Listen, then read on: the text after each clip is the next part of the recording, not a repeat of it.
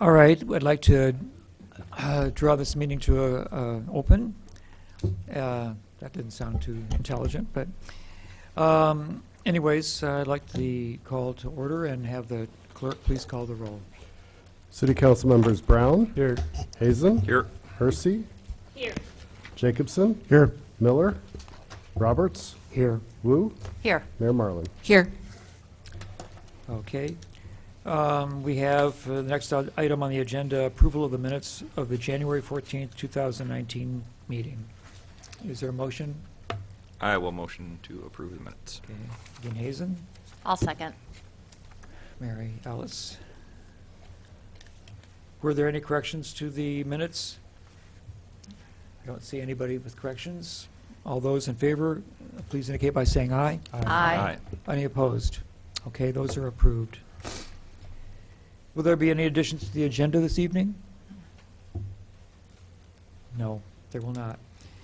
All right, we have one item of public input so far. This would be a good time to bring forward a yellow slip if you would like to speak before the City Council, Committee of the Whole. And the individual is Eldris Melinda Carr.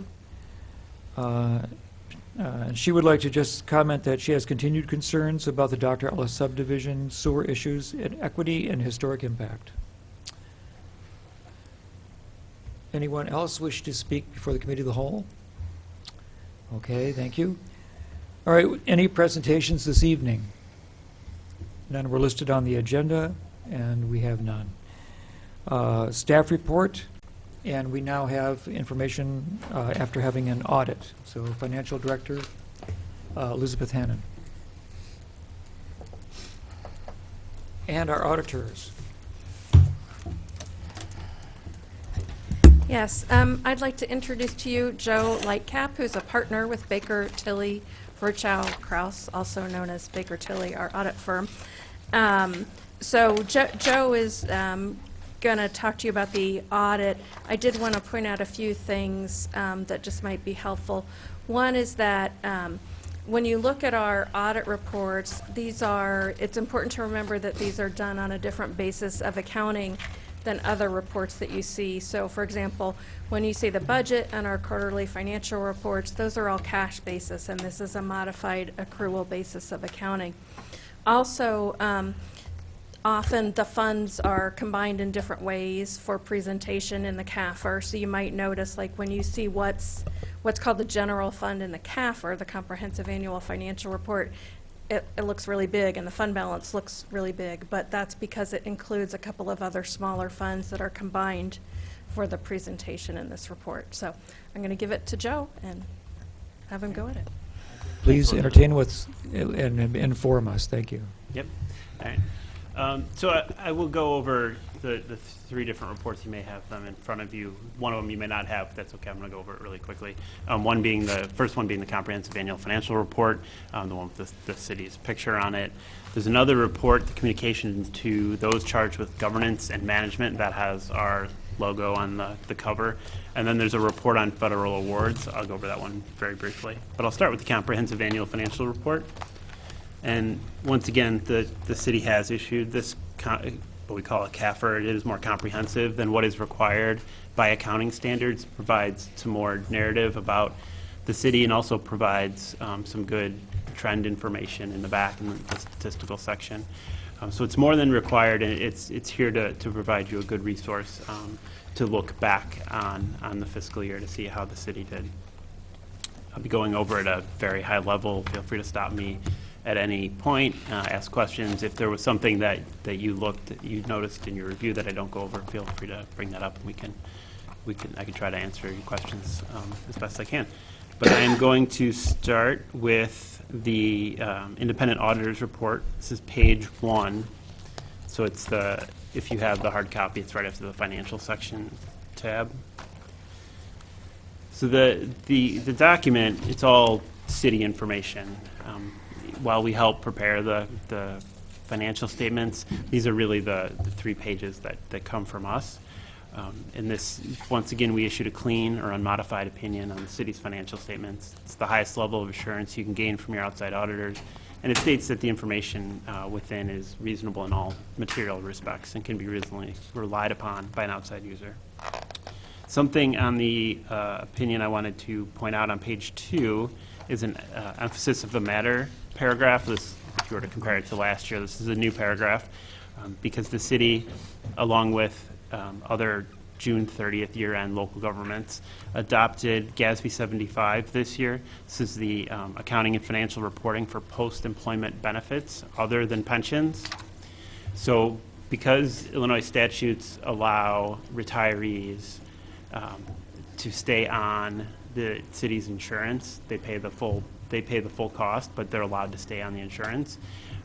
The fact that when you have a retiree on your insurance plan, that raises the rates of insurance. This is what is created. It's what's called an implicit rate subsidy. So there is a cost by the state allowing you to have these retirees on your plan. And what accounting standards make us do, well, make the city hire an actuary to say, okay, what is the cost of having these retirees on your plan? And it's like today is, it's brought back into the financial statements as of June 30th. So the employees that are working and the retirees, it kind of gives a cost related to those employees. It doesn't change your insurance costs, is what you pay on a cash basis, but it does provide, on one of the schedules we'll look at in a second, it provides a liability for these amounts. Because of the adoption of the standard, we were required to restate prior year net position. When I say net position, we'll look at, that's got all of the city's funds together, and it's got all of the assets and liabilities of the city. It's got capital assets, it's got long-term debt, it's got everything you can think of, including this other post-employment benefit liability.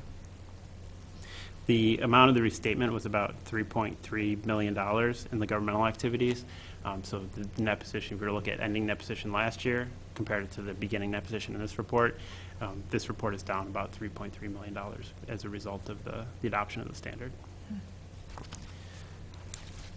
I want to highlight briefly the next tab, the management's discussion and analysis. This is a great document written by management with a high-level comparison of prior year. It's in more English than the rest of the report. It's just a good place to look to see what really happened and management's take on what happened. I'm going to skip over that document. It's very easily readable.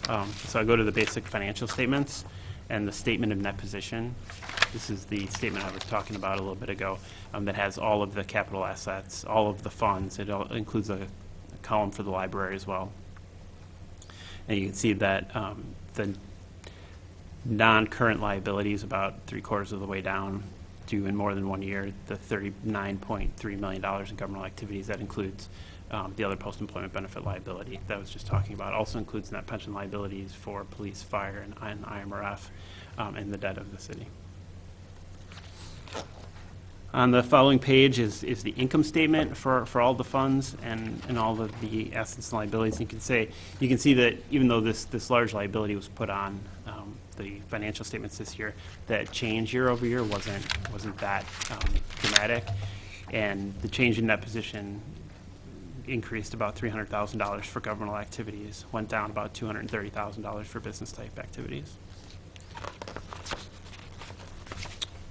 Move forward a little bit to page 24 and 25.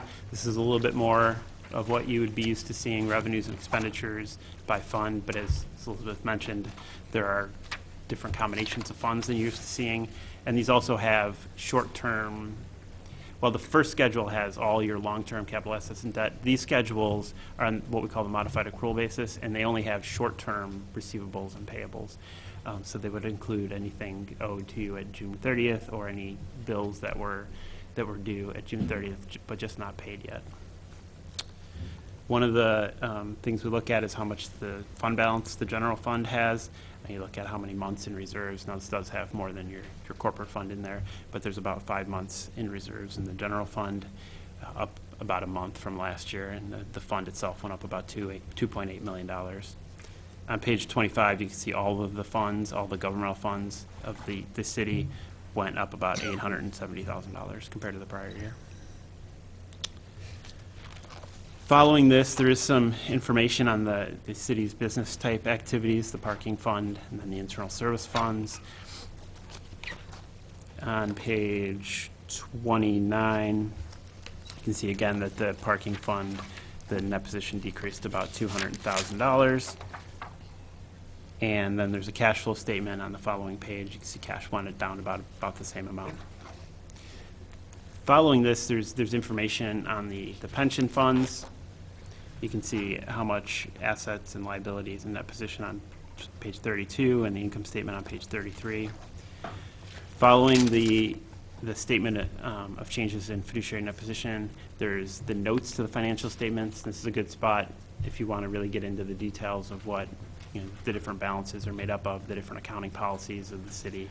You can see that in those quite a few pages from page 35 to 86. I won't go over that in detail either. That gets very complex, but should you have any questions, we can definitely go over them. The last thing I wanted to kind of go over tonight in this document is the required supplementary information. So on page 87 and 88, you can see the budget and actual comparison for the general fund. Once again, you can see all the revenues kind of by line item, by source, by different type, and you can see expenditures by departments and then by personnel, materials and supplies, and contractual services. You can see how the budget, how the actual amounts fared with the budget. And real quick on page 91, so I know the last couple of years, the last 4 years, the city has been required to record a net pension liability for IMRF, police and fire. So now we're getting some good kind of trend information on those liabilities. On page 91 for IMRF, you can see about 3/4 of the way down the employer's net pension liability. This year was about $2.1 million, down from $8.4 million in the prior year. This was largely a result of investment earnings. This is measured at 12/31 because IMRF, that's their year end, and that's they provide all of their members. So you can see at the end of 2017, the investment market values were very high, so it made the assets look high, and then the net liability look low. That amount doesn't go right to your bottom line. It gets kind of amortized over a few years to allow for blips in investment values to kind of smooth out over time. But it is a good schedule to see kind of what it's doing. IMRF looks at this, of course, and would adjust your rate, and they're very good with the long-term perspective on this, and the rate tends not to fluctuate too much year over year.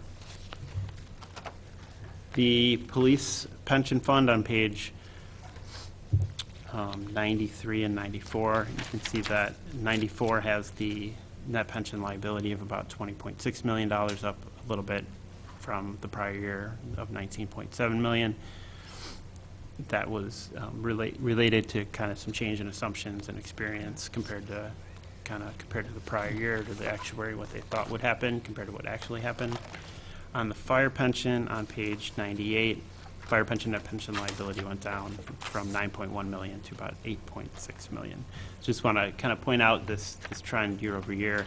It doesn't, it could fluctuate on how much you contribute to the police and fire, and shows you kind of the funded percentages as well. The rest of the document has some additional budget actual schedules, and then the statistical section that I mentioned before, kind of the long-term, last 10 years history of different balances of the city. That's all I had on the comprehensive annual financial report, unless there were any questions. Other questions?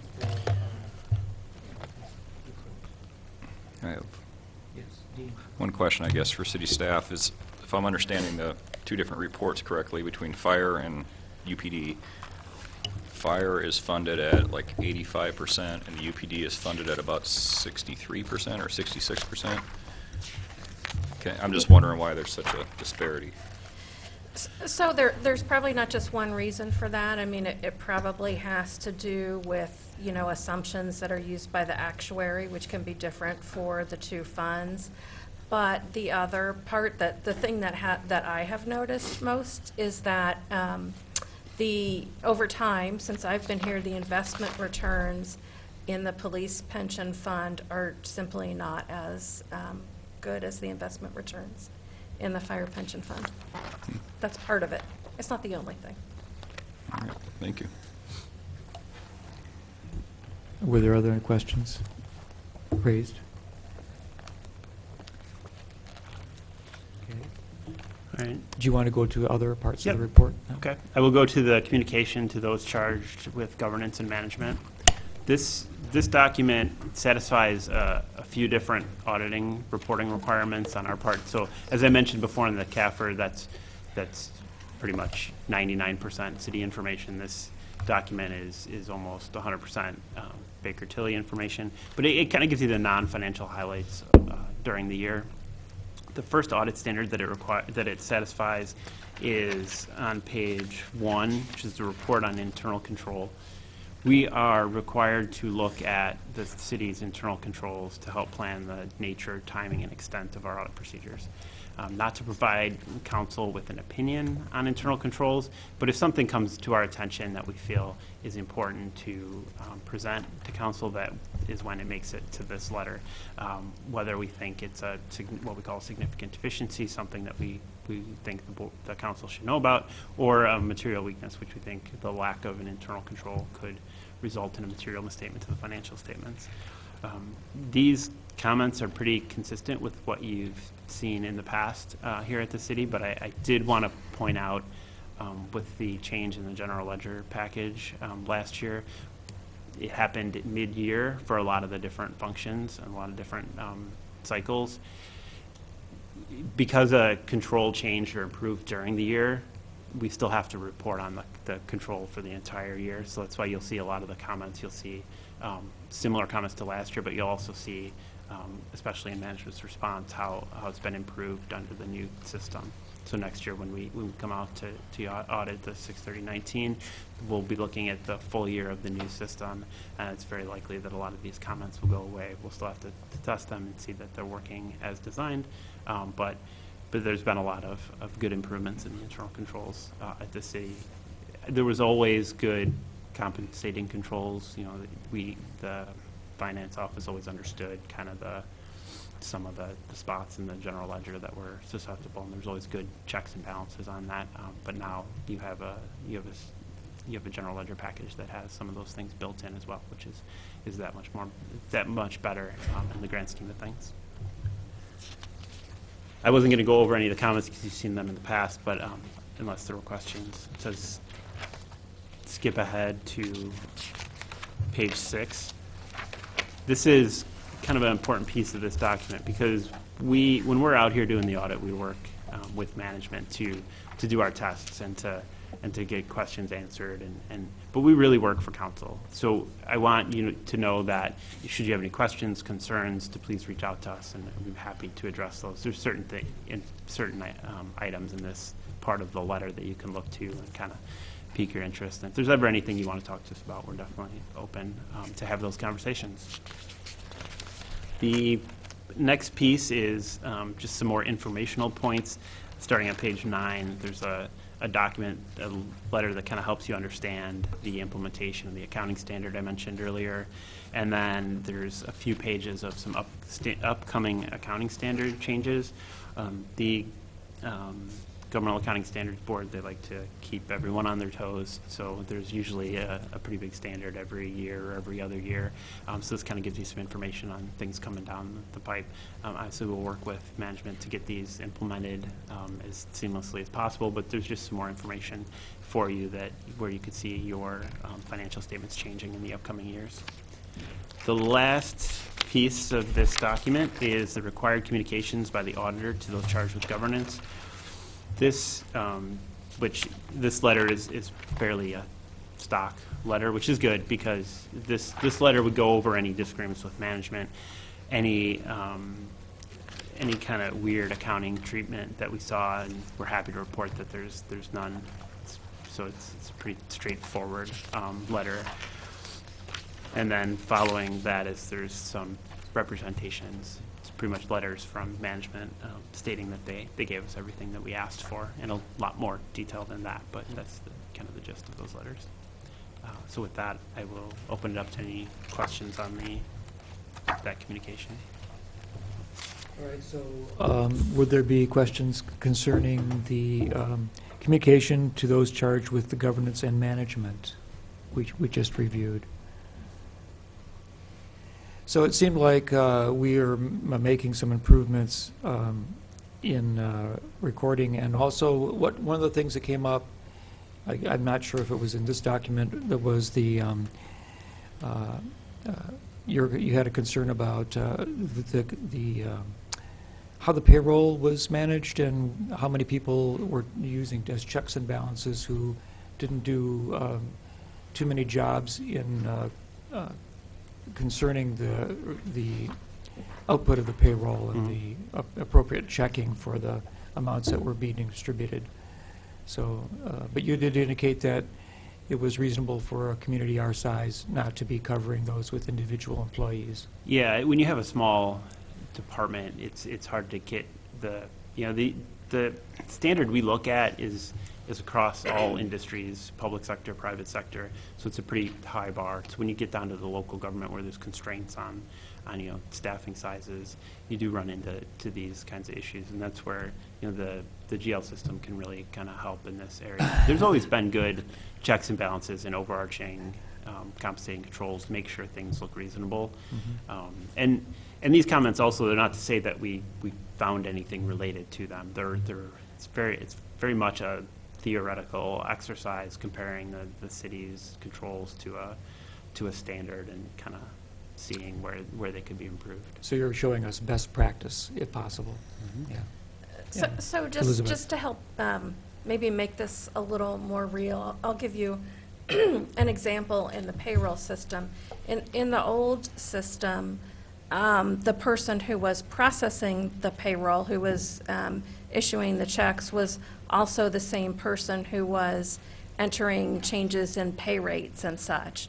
And so this never happened, and I wouldn't expect it to ever happen, but it would be theoretically possible for that person to change her own pay rate and then pay herself a larger amount, as an example of, this is the kind of things that we have to think about. What's everything that could go wrong, and how do we make sure that can't happen? And so in the Munis financial system now, the changes in pay rates are all managed by HR, so they're able to do that. And the person who's entering the payroll doesn't have to make those changes, and in fact is not able to make those changes. And so we've just eliminated that, what I'll call an opportunity for somebody who would maybe be less than honest. So a completely different department within the city is managing the, Right. But in addition, there's many places in the new financial system where we have multiple approval levels that also provide controls as things, move through a particular process. great. Other comments or questions? Okay. The third document, real quick, is a single audit. Every year, the city, if you have certain level of expenditures of federal programs, $750,000, you're required to have an audit of the controls and compliance around the major program. As it has been in the past, we tested the home program. There was no findings or over compliance or controls over compliance. So it's a good report in that regard as well. Well, it sounds like we're pretty healthy as far as the ethics of the financial department. I think so. We have a lot of good employees in the finance department. Yeah, I know it's been improved quite a bit, and so I do appreciate that. Yes, Mary Alice. Can I ask one question before we close this? Yes. So I think this is more for staff. I was looking at the two separate reports on the pensions. And so I think on one, it's page 11 and page 12, and the other one's on page 12 and page 13. Firefighters is 12 and 13. What I was trying to understand as I looked at these numbers is the employer contributions. So if I look at the employer contributions, it's continually gone down since 2014 in both the police and the fire, and I wanted to know if you could speak to that. Sure. This is, you might remember, in June last year, the council adopted as part of its financial policies a new policy on pension funding. So what you're seeing there is what you're seeing is the result of when pension funding was reduced in order to balance the budget, which increased property tax revenue to the general fund.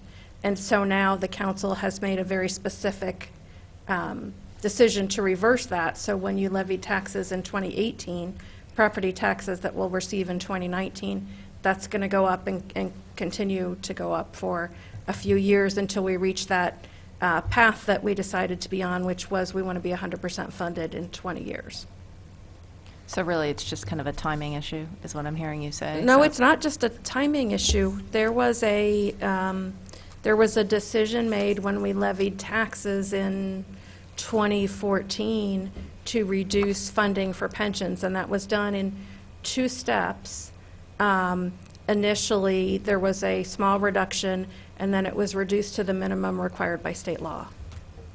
I guess my question is, in 2000, we pass a budget every year. So I guess what I was surprised about was in 2018, which was, that's why I'm thinking of timing here. Yeah. Would be reflective of it ends in July 1st, June 30th. June 30, that's the year that ended June 30, It's- 2018. Right. So that would be like the last year in which we had decreased pension funding to the Oh, yeah, so. minimum. Does that make sense Okay, so the in terms of timing timing? of when you receive property tax Right. revenues is a little confusing. So in fiscal year 2018, we received about the last half of revenue from the 2016 tax levy and the first half of revenue from the 2017 tax levy. And so, yeah, so there's a delay from when you levy taxes to when you receive it. Okay, thank you. Eric? Is it a fair paraphrase of what happened that in 2014 we started borrowing money from the pension funds to balance our budget, although we didn't extract money from the funds, but we didn't put money in that was actuarially indicated, and now we've decided not to do that anymore. Yeah, technically, we didn't borrow money, but we funded less than would be required by our current policy. Yeah. Mayor? We basically underfunded pensions to balance the budget, which we're not doing anymore. Correct. That's fixed with the new policy you approved in June, and the first implementation of that was with the 2018 tax levy that you approved in December. Which is paid in 2019. Yes, which is revenue that we'll Yeah. receive in 2019. Yes. Yes. Dean? So regarding funding the police versus the fire pensions, does an equal amount of money go to each one annually, or do you adjust based on the performance of their portfolios, or how does that work? So the amount that we fund is based on a report provided by our actuary, and there are many factors that go into that, including what they're earning on investment income, their projected pension payments, over the long term, 30 years, actuarial assumptions about how long people are going to live, at what age people are going to retire. It's what actuaries do is a little bit mysterious. But I'd be happy to share the most recent actuarial reports if you want to kind of dig into that and see. No, just curious. Oh, okay. I didn't Well, yeah, realize there it's- were so many factors in it. It's complicated. They're looking out at a very long period of time to see what our expected future obligations are, and then trying to determine how we meet those obligations. Thank you. Bill Brown? Yeah, thanks. I had a couple comments on the CAFR, is that what you call it? CAFR, the comprehensive report. I think it's nice looking at these because it gives you all these facts and figures, but it also gives you kind of a broader overview, the part that's more narrative about what's going on in the city, who our biggest employers are, things like that. And I think if I'm reading someone else's CAFR I know nothing about, that's all I read is really the narrative to try to get a sense of what the city's about. But I wanted to comment on one of those under major initiatives. On the enterprise zone, it says there's been 48 projects containing 230 residential units. I think last year that was around, it was under 100, 50-some. So I know that this year we had the big multifamily development on Lincoln Avenue be permitted, and I'm sure a lot of those are included in there. And I have concerns about that because when we first passed the ordinance for the enterprise zone, we were told it was going to be focusing, the residential part would be focusing on single-family and duplex properties, zero lot line townhomes, things like that. So I'm concerned that the enterprise zone incentives are being given to multifamily housing projects. And I guess that maybe the ordinance implementing it, I know I looked through all the material we were given at the time, November, December 2014. And I didn't see anything about multifamily except for mixed-use developments where 20% of it is 20% of it is commercial, and I had some other requirements about job creation and stuff, but nothing about big multifamily housing projects. So I'm concerned about that. I'd like to have a review of, whether we need to make any changes in that ordinance, maybe some corrections or technical changes in order to get the enterprise zone aligned with the intention that it was passed with. I know, I remember the discussions at the time. One of the big things was we had a lot of empty streets around Behringer Commons and Stone Creek. We wanted to fill those with single-family homes because we're already supporting the infrastructure, plowing the roads, things like that. And it was also sold to us as a replacement for Build Urbana, which was a project that basically made up the difference between single-family homes in Urbana and Champaign. So I'd like to have some information about why that's being applied to multifamily housing projects and what we can do to fix it to get it back to the original intent.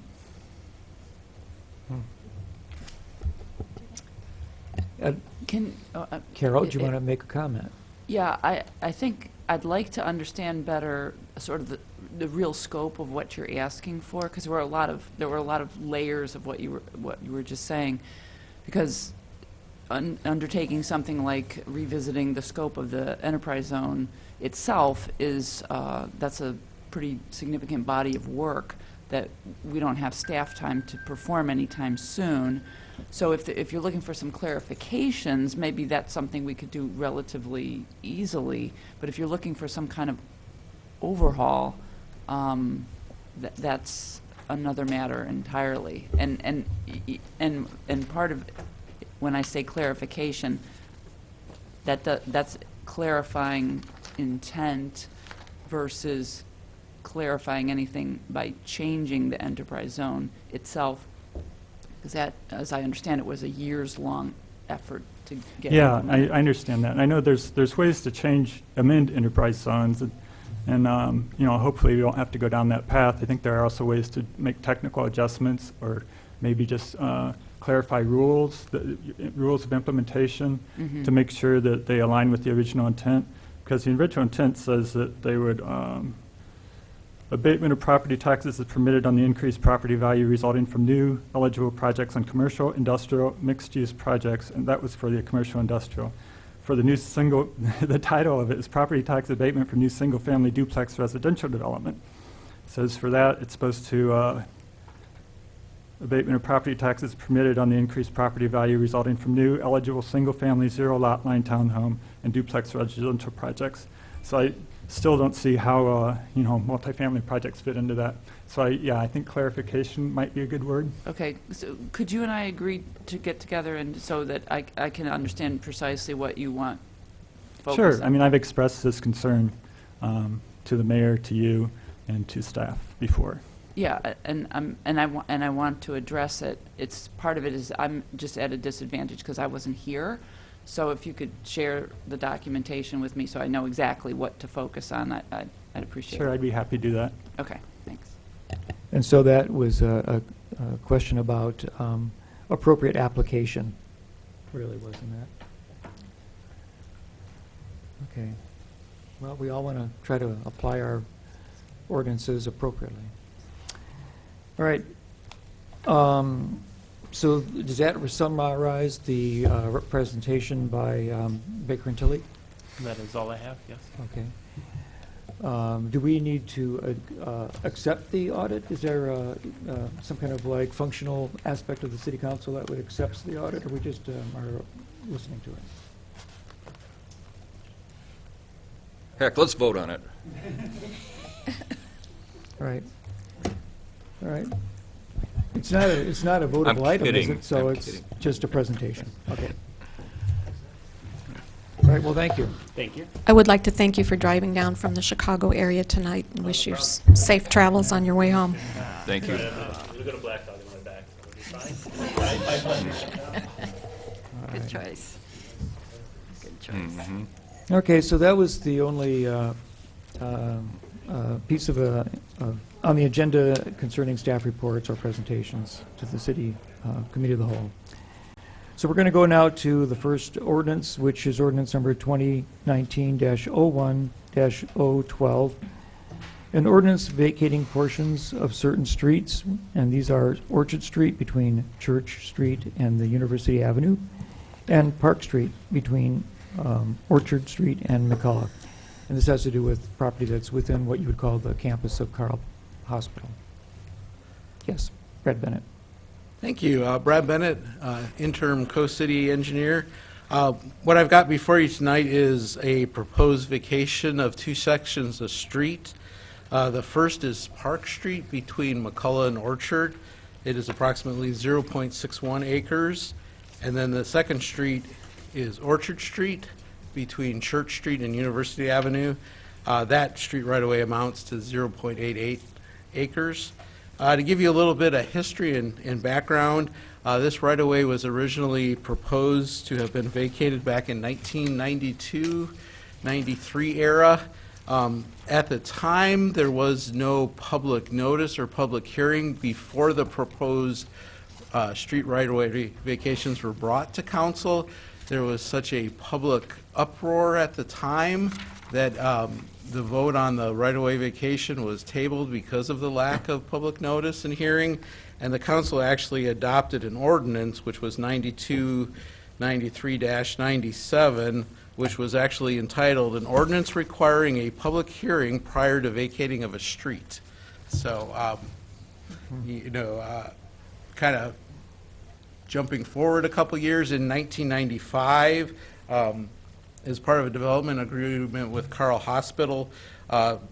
In that agreement, it included the closure of those two streets, not the vacation of the right-of-way, but the closure so that they could be converted into a pedestrian mall as part of Carl's campus. So those streets have been non-functional as far as part of our transportation system since that time period. We wanted to move forward with this vacation. We think it's long overdue. We did go through our normal process with the street vacation. We got a request from Carl. We contacted all the utility companies as well as city staff. No one had any objections to the vacation of those two proposed streets. And then on the financial side of it, because these are non-residential properties, the city is to be paid the fair market value for those properties. So in September 2018, we hired Wizit, who's an appraiser that did an appraisal of those right-of-way for those two streets, and Wizit came up with a cost of $500,000, or I guess I should say a value of $500,000 for those two streets. We presented that to Carl. Carl's board approved that on December 14th. We did go through the proper public notice and hearing this time for the street vacation. The publication was issued on December 18th, 2018, and we had the public hearing here on January 7th, 2019. So with that, I guess I'll open it up to any questions. We do have Tom Johnson here from Carl. If you guys have any questions that I can't answer that would be specific to Carl, he said he would be glad to come up and answer that. So are there questions for Brad or Carl, or the representative from Carl? Sure, Cerise? I just want to clarify, the streets that are being vacated, my understanding from driving through there, is that Orchard is blocked, correct? With land or curb and everything else on one side, the side that you're talking about vacating, I think. And then there's Orchard Street going in, an entrance into Carl for the parking structure and into the main lobby. So you're you're officially vacating, I suppose, the area, the street that is blocked, the part of Orchard that's blocked? Yeah, I mean, really, Because it's like, it's not a functional street. Right. We're not proposing any changes to the way that it's currently configured as Okay. far as the entrance into the parking deck or access, to the Carl facilities. This would vacate. okay. that And with property. Park Street, is that still going to be open to a certain area where, you can drive in? There's some construction going on there now. Yes. So would that remain an area that you drive into? That used to be the Breezeway or something, wasn't it? I'm Yeah, trying. Tom, do you want to come up and talk a Yeah, little come bit? on up, 'Cause I because know I there need are to some, understand. Isn't that the Breezeway thing? Correct. that That's the breezeway entrance. Uh-huh. The construction you see there now is, we're bumping that entrance out. We're trying to create a single point of entry into the hospital. So there will be a circle turnaround there after the construction is done. That's just blocked off right now because Okay. of construction traffic. But there will be a circle turnaround there, and the idea is to create a more comprehensive entrance with a lot of patient services up front, an expanded coffee shop, a chapel, a gift shop, and a larger entryway. It makes it a little bit more focused. People come in the right entrance then to get to where they need to go. Okay, so you're going to have two gift shops then, one on the Orchard Street? No. What we'll do is the other entrance where those services currently are now, Uh-huh. those departments will be vacated, and we will expand some clinical services in there, hopefully to lessen the pressure on the ED. The emergency department is Uh-huh. very busy, and we need to kind of reclaim some space. So we're moving those patient or the visitor functions over so that we can repurpose those areas for patient care. Okay, so the Breezeway entrance then is going to be more for patient care, is what you're saying, or no? No, the breezeway entrance will be that visitor entrance. Right, With okay. all the amenities for visitors coming in, gift shop, chapel, coffee shop. Those things that are over towards the Orchard entrance now, those departments will be vacated, and we'll be able to create some clinical space in there to Okay. offload the ED. Okay. Just wanted Sure. to understand how that was going to go, okay. So do we. It was confusing at first. So it's basically vacated anyway? Correct. And- The streets are yeah. vacated anyway. Carl has been responsible for maintaining them and Well, let's not Clearing say the vacated. Let's Sorry. say closed. closed. Yeah, we're going through vacation tonight. They've been closed. for Okay, 3 years. basically, yeah, they're closed anyway to through traffic. Correct. Okay, sorry, the whole thing. Okay, so it's basically closed to through traffic now, and has been for years. Correct. And this is an official, that thing that's just going to say. Vacated. It's vacated. We're following the process. Right, okay. Okay, I guess one thing I'll point out too, it's in the memo, but I didn't mention it in my talk, is that we will be keeping some easements for where the right-of-way is, because there are some existing utilities there, and that's, what we learned through the process of contacting utilities, finding out what they need. So even though we're vacating the right-of-way, there'll still be easements that cover any existing utilities that remain. okay, yeah, because I know with the Orchard Street, there's some kind of utility, something there, I don't know, boiler room or whatever. It's there, I just know that there is something there that's a building that holds something there. The power plant's over on Yeah. Kohler. Okay, yeah, I guess that's what it is. But there's something there, yeah. Okay, I just wanted to understand the geography of everything. Of course. Okay, thank you. Mary Alice.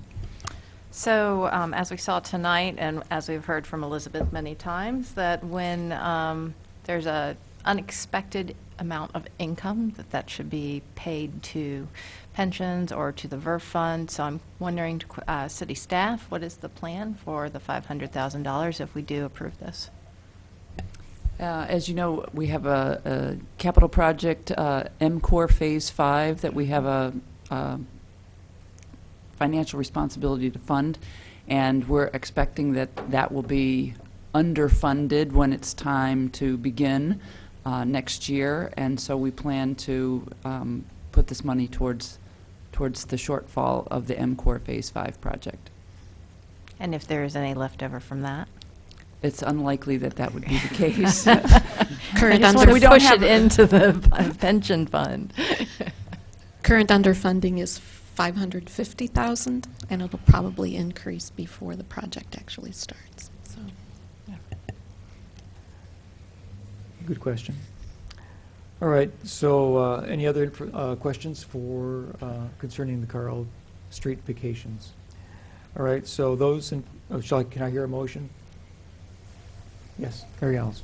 I'll move the ordinance number 2019-01012, an ordinance vacating portions of certain streets from Orchard Street between Church and University Avenue and Park Street between Orchard Street and McCullough Street. Be approved. All right. to council.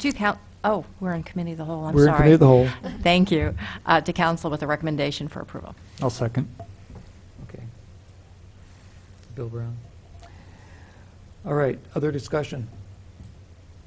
All those all those in favor indicate by saying aye. Aye. Aye. Okay, and opposed? All right, that passes, and that'll go forward to the city council. Thank you. And I'd like to thank Legal and Community Development for all their help on this. So thanks to those two divisions and departments. Okay, thank you for your presentation. All right, next is a resolution 2019-01-002R, a resolution regarding the release of certain closed session meeting minutes, and approving the destruction of certain verbatim records of closed session meetings. This is for the period ending January 31st, 2019. City Clerk. Charlie. Yeah, my voice will hold out long enough here. This is the usual resolution that you get every 6 months, releasing those minutes that are appropriate and holding those confidential. Otherwise, there's one small change to the resolution. I'd like to add the two topics, single meeting from last Tuesday, to the list of, with the usual asterisk that council hasn't reviewed these, to the Schedule B. So there'll be a little change in the final version next week. So I'd simply ask that this be sent to council with a recommendation for approval. And so you're going to be adding to, Just the meeting from last week, the meeting from last week, which has property acquisition and property sale on it, will be added with the usual asterisk at the bottom of Schedule B. all right. I'd just like to keep it a list of everything that's out there. All right, you're just becoming a little more up to date. Any conversation or questions for Charlie concerning the release of these minutes? Yes, Eric. I just want to make a clarification for people who may be watching this or will watch it, that the actual decision on these minutes was discussed in closed session, which is in conformity with state law, Open Meetings Act, that this is permitted. So we're not just rubber stamping without thinking about it. Some list that Charlie's given us.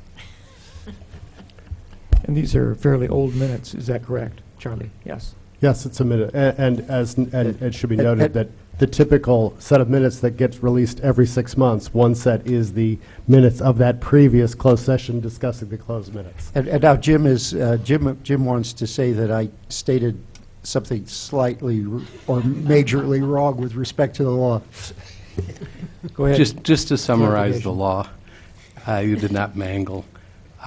No formal action was taken during a closed session. It was discussed whether certain minutes should be kept confidential and whether other minutes could be released, and the final action will be taken in open session. There's never an action taken in a closed session. Right. Very good. All right, so then, the question is, shall we then pass this resolution and release minutes? Do we have a motion? I move that we pass this resolution on to the council with a recommendation for approval. Will there be a second? I second it. Okay. Ms. Searcy? All right. Further comments? Those in favor indicate by saying aye. Aye. Any opposed? There are none, so that passes and goes forward. This being the last piece of information, unless there is an announcement from anybody, the mayor, none? All right, then we call adjournment of this committee of the whole.